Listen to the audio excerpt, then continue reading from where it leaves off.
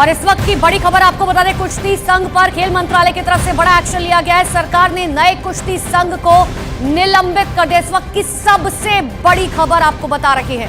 भारतीय कुश्ती संघ को लेकर सरकार ने अब एक बड़ा कदम उठाया है। संजय सिंह नहीं रहेंगे अध्यक्ष, फिलहाल सस्पेंड कर दिया गया है संघ को और इन्हें निलंबित किया गया है संघ को। यह एक बड़ा कदम सरकार की ओर से उठाया गया है। तो पिछले दिनों हमने देखा कि आखिर किस तरीके का विवाद हुआ था, लेकिन इन सब के बीच में सरकार की तरफ से एक बहुत बड़ा एक्शन लिया गया है।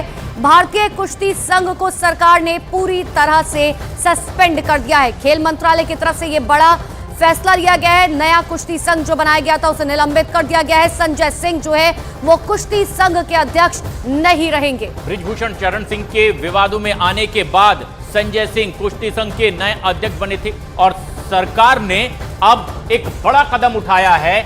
फिलहाल इसे सस्पेंड कर दिया गया है संघ को और खेल मंत्रालय की ओर से यह एक बड़ा कदम उठाया गया।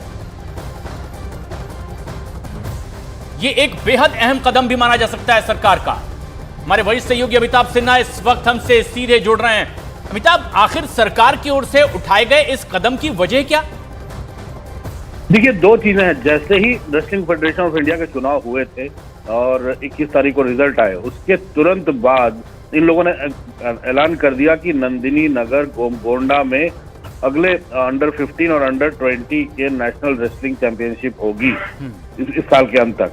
ये बिना किसी पहलवानों को नोटिस दिए हुए, बिना किसी राज्य को नोटिस दिए हुए एक तरफा ऐलान किए गए थे, जो खेल मंत्रालय का मानना है कि ये ऐसा ऐलान करने के पहले आपको मंत्रालय को चर्चा करनी थी। तो ऐसे में इसी ऑब्जेक्टिव को लेकर जब हुआ तो तब खेल मंत्रालय को लगा कि ये जो पिछले सांसद जो बृजभूषण शरण सिंह गोंडा के सांसद हैं, अभी भी उनके इन्फ्लुएंस में ये रेसलिंग फेडरेशन ऑफ इंडिया चल रहा है। ये सबसे बड़ी बात है जो खेल मंत्रालय ने मार्क की है, जो उन्होंने नोटिस लिया है, संज्ञान लिया है। तो इसके बाद तो उन्होंने ये माना है कि जो नई इलेक्टेड बॉडी है पूरी तरह से फॉर्मर ऑफिस बियरर्स के चंगुल में है, कंट्रोल में है। इसलिए बिजनेस इस फेडरेशन का कामकाज जो है वो अब उनके इन्फ्लुएंस से चलता रहेगा और जो भी उनके खिलाफ जो भी आरोप हैं वो नहीं रहेंगे। इसलिए WFI की सारी गतिविधियां अब सस्पेंड कर दी गई हैं। जब तक क्योंकि अभी रेसलिंग फेडरेशन ऑफ दुनिया भर के रेसलिंग फेडरेशन का, अभी इंटरनेशनल बॉडी का भी नहीं हुआ है, तो मुझे लगता है कि अभी इनको सस्पेंड कर दिया गया। यानी जो खिलाड़ियों की शिकायत थी, क्या ये माना जाए कि उस पर संज्ञान लेते हुए ये कदम उठाया गया है सुमोटो, और इसके बाद की आगे की प्रक्रिया अब आगे क्या हो सकती है? देखिए, खिलाड़ियों की जहां तक शिकायत है उसकी चर्चा यहाँ नहीं है, लेकिन पहली जो चर्चा है सबसे बड़ी कि उन्होंने तुरंत बिना किसी से सलाह लिए हुए, जब उनके ऊपर इंटरनेशनल रेसलिंग फेडरेशन के का भी जो सस्पेंशन है वो भी निलंबन हटा नहीं है, उसके बारे में अभी तक चर्चा चल रही है।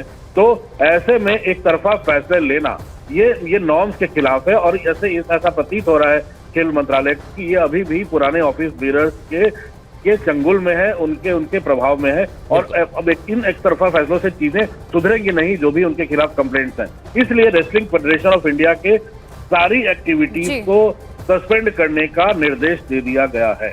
अमिताभ जी, ये भी जानकारी आ रही है कि संजय सिंह के अलावा जो उनकी पूरी टीम रही है कुश्ती संघ की, उनको भी निलंबित कर दिया गया है। पूरी की पूरी, वही तो मैं क्या, रेसलिंग फेडरेशन ऑफ इंडिया की सारी गतिविधियों को निलंबित कर दिया गया है। एक लाइन का ऑर्डर है कि wrestling federation of India has been instructed to suspend all its activities till further orders.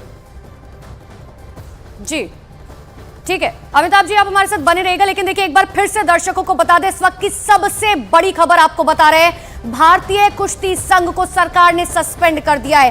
खेल मंत्रालय की तरफ से बड़ा फैसला लिया गया और जिस तरीके से अमिताभ सिन्हा लगातार हमारे दर्शकों को ये बता रहे हैं कि आखिर ये फैसला क्यों लिया गया है, इसके पीछे के मायने क्या हैं और आखिर क्या वजह रही है। सरकार ने नए कुश्ती संघ को निलंबित कर दिया है। संजय सिंह जो है वो अब कुश्ती संघ के अध्यक्ष नहीं रहेंगे, यहां तक कि पूरी टीम जो है उसको निलंबित कर दिया गया है।